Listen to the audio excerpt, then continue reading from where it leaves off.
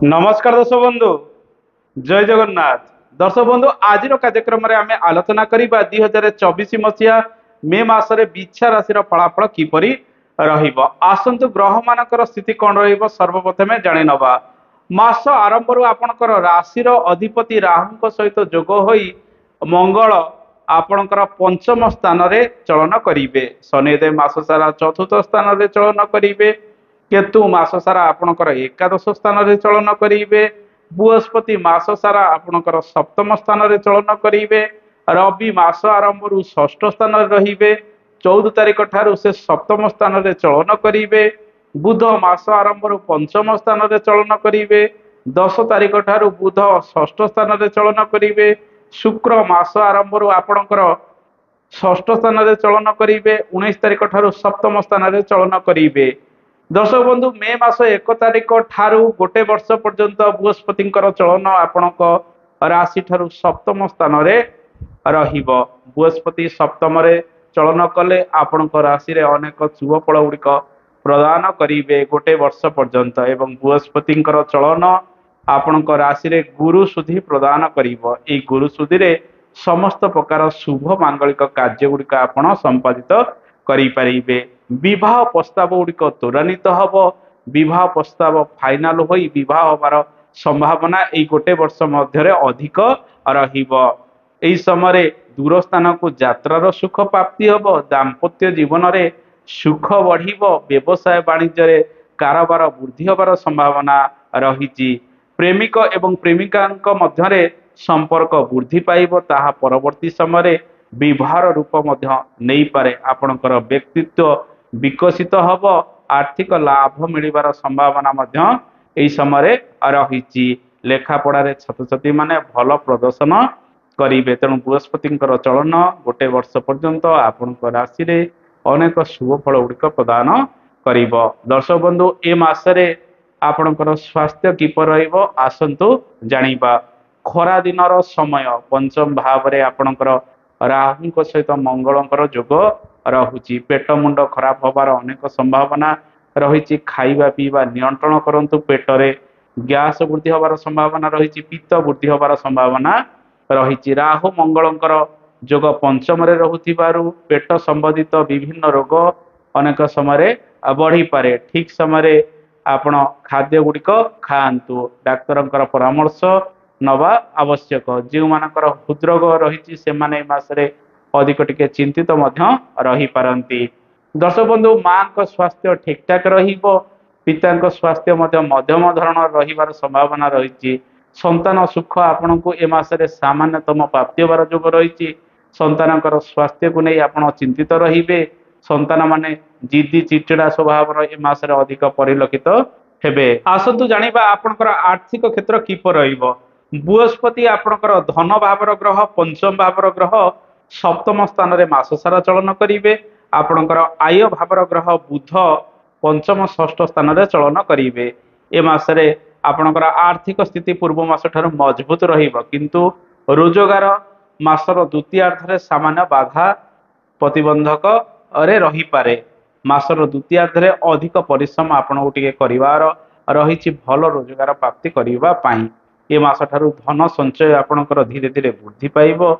जहा फल आर्थिक क्षेत्र में आपण आगामी दिन में उन्नति लाभ करिवे। मासर द्वितीयार्ध रे ऋण जनित कार्य आपण अधिक खर्चांत मध्य होई पारंती। ऋण को आपण ठीक समय परिशोध करिया पई चेष्टा करिबा आवश्यक। एही समय विदेश यात्रा ठारू आरंभ करी विभिन्न कोर्ट केस इत्यादि क्षेत्र में खर्च किछि बढ़िबार संभावना मध्य रहिछि। आपणकर जीवन साथी को पिछरे किबा विवाह आदि कार्य मध्य खर्चांत होबार संभावना रही। व्यवसाय वाणिज्य किसी निवेश अधिक ए मासरे आपण करि पारंती। दर्शक बंधु जदि विदेश यात्रा करिया पे चाहउछन्ती शुक्र सप्तम स्थान रे 19 तारिख ठारू चलन करिवे। जहा फल रे मासर द्वितीयार्ध रे विदेश यात्रा रु आपण को सफलता प्राप्ति होबार जोग रही। जो माने विशेष करी शेयर मार्केटिंग इत्यादि क्षेत्र में अर्थ लगान करछन्ती 10 तारिख पर्यंत भल रोजगार आपण को प्राप्ति होबार जोग रही। 10 तारिख पर ठारू मास शेष पर्यंत देखि चाहिए आपण निवेश करिबा आवश्यक। तेणु ओभरऑल जदि कहबा आर्थिक स्थिति पूर्व मास ठारू ଭଲ ରହିବ, କିନ୍ତୁ ମାସର ଦ୍ୱିତୀୟାର୍ଧରେ ଟିକେ ଷ୍ଟ୍ରଗଲ ଆପଣଙ୍କୁ ଅଧିକ କରିବାର ରହିଛି। ଦର୍ଶକ ବନ୍ଧୁ, ରବିଙ୍କର ଚଳନ ଷଷ୍ଠ ଏବଂ ସପ୍ତମରେ ରହିବ। ରବି ଷଷ୍ଠ ସ୍ଥାନରେ ଉଚ୍ଚସ୍ଥ ରହୁଥିବାରୁ କୋର୍ଟ କେସ୍ ଇତ୍ୟାଦି ତ୍ୱରାନ୍ୱିତ ହେବ। ଋଣଜନିତ କାର୍ଯ୍ୟ ଗୁଡ଼ିକ ଅଧିକ ତ୍ୱରାନ୍ୱିତ ହେବାର ସମ୍ଭାବନା ରହିଛି। ରୋଗ ବ୍ୟାଧିକୁ ନେଇ ଡାକ୍ତରଙ୍କର ପରାମର୍ଶ କରି ଆପଣ ମଧ୍ୟ ଆଗାମୀ ଦିନରେ ଉପଶମ ହୋଇପାରିବେ। ଏ ମାସରେ ଚାକିରି ବାକିରି କ୍ଷେତ୍ରରେ ପରିବର୍ତ୍ତନ ଆସିବ। ନୂତନ ଚାକିରିର ସମ୍ଭାବନା ମଧ୍ୟ ଅଧିକ ରହିବ।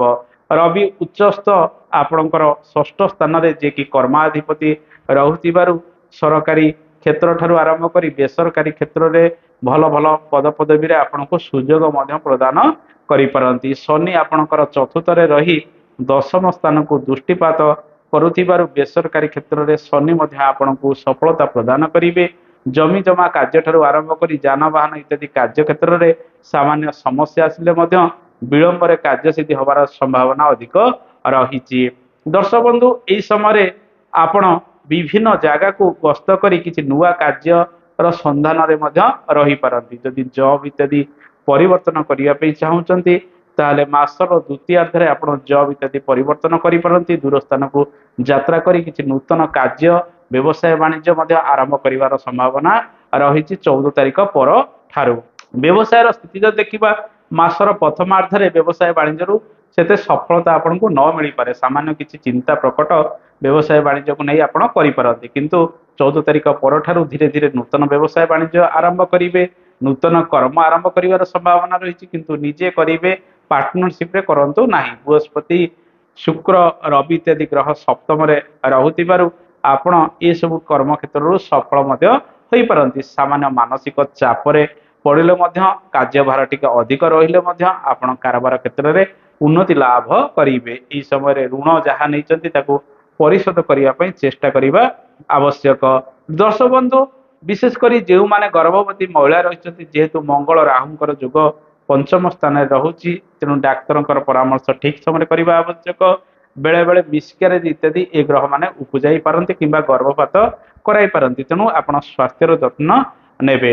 ଏ ମାସରେ ଆମେ ଯଦି ସମ୍ପୂର୍ଣ୍ଣ ରୂପେ କର୍ମ କ୍ଷେତ୍ରକୁ ବିଚାର କରିବା, କର୍ମାଧିପତି ରବି ମାସର ପ୍ରଥମାର୍ଦ୍ଧରେ ଶୁଭରେ ରହୁଥିବାରୁ ସରକାରୀ କ୍ଷେତ୍ରଠାରୁ ଆରମ୍ଭ କରି ରାଜନୀତି କ୍ଷେତ୍ରରେ ମଧ୍ୟ ଆପଣଙ୍କୁ ସଫଳତା ଗୁଡ଼ିକ ପ୍ରଦାନ କରିବେ। ଓଭରଅଲ୍ କର୍ମକ୍ଷେତ୍ର ଏ ମାସରେ ଭଲ ରହିବ। ଦର୍ଶକ ବନ୍ଧୁ, ଆସନ୍ତୁ ଜାଣିବା ଏ ମାସରେ ବିଦ୍ୟାର୍ଥୀମାନଙ୍କ ପାଇଁ ସମୟ କିପରି ରହିବ। ବିଦ୍ୟାର୍ଥୀମାନେ ପାଠ ପଢ଼ାରେ ସାମାନ୍ୟ ଅନ୍ୟମନସ୍କ ଆପଣ ହେବେ। ପାଠପଢ଼ାରେ ଇଚ୍ଛା ଆଗ୍ରହ ଆପଣଙ୍କର କମି ରହିବ। ଧୀରେ ଧୀରେ ଆପଣଙ୍କର ଆଗ୍ରହ ମାସର ଦ୍ୱିତୀୟାର୍ଧ ଠାରୁ ଅଧିକ ବଢ଼ିବ। ଭୋଗ ବିଳାସୀ ସାମାନ୍ୟ ହୋଇପାରନ୍ତି। ସୋସିଆଲ ମିଡ଼ିଆରେ ଅଧିକ ଆପଣ ଆକ୍ଟିଭ ରହିବେ। ଯାନ୍ତ୍ରିକ ଶିକ୍ଷା, ସାଇନ୍ସର ଷ୍ଟୁଡେଣ୍ଟ ମାନେ ଭଲ ପ୍ରଦର୍ଶନ ଏ ମାସରେ କରିବେ। ମେଡିକାଲର ଛାତ୍ରଛାତ୍ରୀ ମାନେ ମଧ୍ୟ ଭଲ ପ୍ରଦର୍ଶନ କରିପାରନ୍ତି। ସାଇନ୍ସ, ଟେକ୍ନୋଲୋଜି, ରିସର୍ଚ୍ଚ, ଗବେଷଣା ଇତ୍ୟାଦି କ୍ଷେତ୍ରରେ ବିଦ୍ୟାର୍ଥୀମାନେ କିଛିଟା ଉନ୍ନତି ପ୍ରଗତି ମଧ୍ୟ କରିପାରନ୍ତି। ଦର୍ଶକ ବନ୍ଧୁ, ଏ ମାସରେ ଦାମ୍ପତ୍ୟ ଜୀବନ କିପରି ରହିବ ଆସନ୍ତୁ ଜାଣିବା।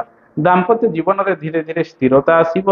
ସାମାନ୍ୟ ସ୍ୱାସ୍ଥ୍ୟ କିଛି ହାନି 14 ତାରିଖ ପରଠାରୁ ଜୀବନସାଥୀଙ୍କର ହୋଇପାରେ, ଯେହେତୁ ରବିଙ୍କର ଚଳନ ସପ୍ତମ ସ୍ଥାନରେ ରହୁଛି, କିନ୍ତୁ ବୃହସ୍ପତି ଶୁକ୍ରଙ୍କର ଅବସ୍ଥାନ ସେଠାରେ ରହୁଥିବାରୁ ତାହା ମଧ୍ୟ ଭଲ ହୋଇଯିବ। ସାମାନ୍ୟ ମତଭେଦ ସତ୍ତ୍ୱେ ଆପଣ ନିଜର ଦାମ୍ପତ୍ୟ ଜୀବନକୁ ସୁରୁଖୁରୁରେ ଆଗକୁ ବଢ଼ାଇ ପାରିବେ। ଘରକୁ ବିବାହ ପ୍ରସ୍ତାବ ଯଦି ଆସୁଛି, ଫାଇନାଲ ହେବା ପାଇଁ ସମ୍ଭାବନା ଗୁଡ଼ିକ ଅଧିକ ବଢ଼ାଇବ।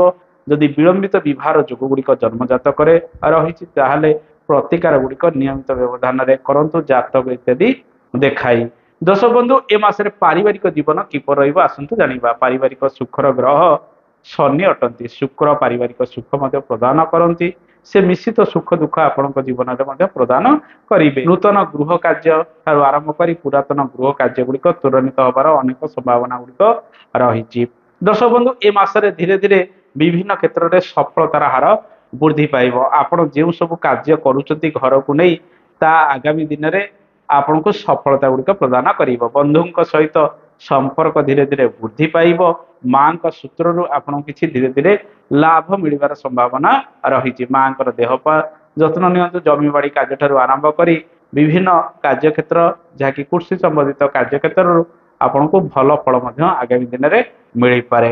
ଆପଣଙ୍କର ବ୍ୟକ୍ତିତ୍ୱ ବିକଶିତ ହେବ। ଆଧ୍ୟାତ୍ମିକ କର୍ମକ୍ଷେତ୍ରରେ ଆପଣ ମଧ୍ୟ ମନ ବଳାଇ ପାରନ୍ତି। ପ୍ରେମିକ ଏବଂ ପ୍ରେମିକା ମାନଙ୍କ ପାଇଁ ମିଶାମିଶି ଫଳ ପ୍ରାପ୍ତି ହେବ। ରାହୁ ମଙ୍ଗଳଙ୍କର ଯୋଗ ପଞ୍ଚମରେ ରହୁଥିବାରୁ ବେଳେ ବେଳେ ଚିଡ଼ଚିଡ଼ା ସ୍ୱଭାବ କିଛି ମନମାଳିନ୍ୟ ଉପୁଜିପାରେ। ଅନ୍ୟଥା ପ୍ରାୟତଃ ଶୁକ୍ର ଏବଂ ବୃହସ୍ପତିଙ୍କର ଯୋଗ ସପ୍ତମରେ 19 ତାରିଖ ପରଠାରୁ ସଂଗଠିତ ହେବ। ତେଣୁ 19 ତାରିଖ ପରଠାରୁ ପ୍ରେମରେ ଅଧିକ ସଫଳତା ଆପଣଙ୍କୁ ମିଳିବାର ସମ୍ଭାବନା ରହିଛି। ଆପଣଙ୍କର ଭାଗ୍ୟାଧିପତି ଚନ୍ଦ୍ର ଅଟନ୍ତି, କର୍ମାଧିପତି ରବି ଅଟନ୍ତି। ରବି ଯେହେତୁ ଏ ମାସରେ ନିଶ୍ଚିତ ଶୁଭ ଫଳ ଗୁଡ଼ିକ ପ୍ରଦାନ କରିବେ, ତେଣୁ ଏ ମାସଟି ଆପଣଙ୍କ ପାଇଁ ସମ୍ପୂର୍ଣ୍ଣ ରୂପେ ଖରାପ ନୁହେଁ, ବହୁତ ଦିଗରେ ଉତ୍ତରତର ଉନ୍ନତି ହୋଇପାରେ। ଆସନ୍ତୁ ଜାଣିବା କେଉଁ କେଉଁ ପ୍ରତିକାର କରିବେ ଏ ମାସରେ। ଆପଣ ଯେହେତୁ ରାହୁ ମଙ୍ଗଳଙ୍କର ଯୋଗ ପଞ୍ଚମରେ ରହୁଛି, ସୁନ୍ଦରାକାଣ୍ଡ ପାଠ କରନ୍ତୁ। ଆପଣ କୁକୁରକୁ ନିୟମିତ ଭାବେ ରୁଟି ଖାଇବାକୁ ଦିଅନ୍ତୁ। ଏହା ସହିତ ହନୁମାନ ଚାଳିଶା ପାଠ କରନ୍ତୁ। କିଛି ଲାଲ ରଙ୍ଗର ବସ୍ତ୍ର ମଙ୍ଗଳବାର ଦିନ ଆପଣ ଦାନ ଦେଇ ଦିଅନ୍ତୁ। ମୃତ୍ୟୁଞ୍ଜୟ ମନ୍ତ୍ର ଟିକେ ପାଠ କରନ୍ତୁ। ଶନିବାର ମଙ୍ଗଳବାର ଦିନ ହନୁମାନଙ୍କ ଦର୍ଶନ ସହିତ ଶନିବାର ଦିନ ମହାଦେବଙ୍କର ଉପାସନା କରିବା ଆବଶ୍ୟକ। ଦର୍ଶକ ବନ୍ଧୁ, ଏ ତ ଥିଲା ବିଛା ରାଶିର ଫଳାଫଳ। ଆଶା କରେ କାର୍ଯ୍ୟକ୍ରମଟି ଆପଣଙ୍କୁ ଭଲ ଲାଗିଥିବ। କାର୍ଯ୍ୟକ୍ରମ ସମ୍ପର୍କରେ ମତାମତ ଦେବେ। ଆଜି ତ ସମୟ ହେଇଗଲାଣି, ଆଜି ପାଇଁ ଏତିକି। ନମସ୍କାର, ଜୟ ଜଗନ୍ନାଥ, ଧନ୍ୟବାଦ।